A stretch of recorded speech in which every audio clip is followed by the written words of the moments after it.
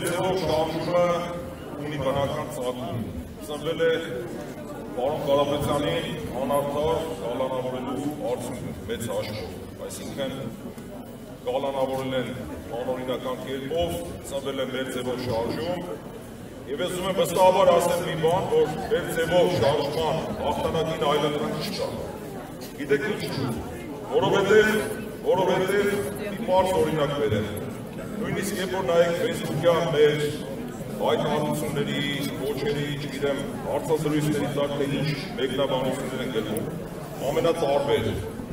փող են վերցրել, տարբեր հիմարություններ են գրում։ Գիտեք ինչու մեր հաղթանակին չկա այլընտրանք, որտեղ այստեղ հավաքված են գաղափարական մարդիկ, որոնք բացառապես հավաքվել են գաղափարապես, անկեղծ, եւ մենք հավաքվել ենք պայքարելու անարդարության դեմ։ Ուրեմն չկասկածեք, արդարությունը միևնույն է հաղթելու է,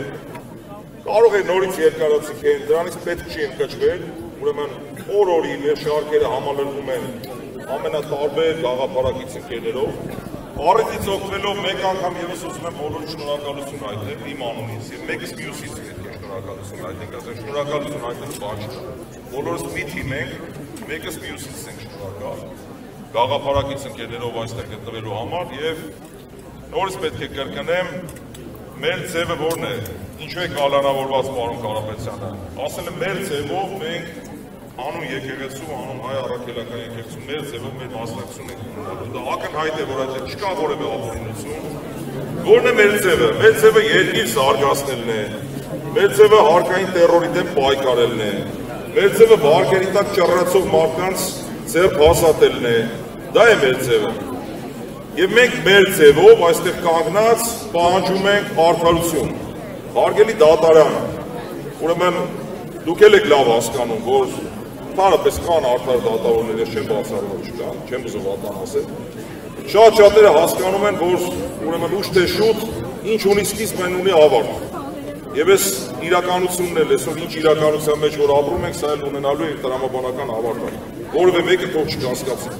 Ժողովրդական խոսքը այսօրը վաղը կա։ Միթե չեք գիտակցում, որ այսօր թույլ տալով ապօրինություն, անօրինականություն, անարդար վճիռ կայացնելով, ուրեմն վաղը չեք կարողանալու նայել ժողովրդի աչքերի մեջ։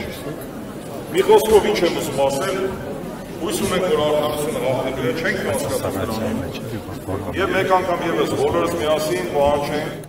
ազատություն, ազատություն, ազատություն։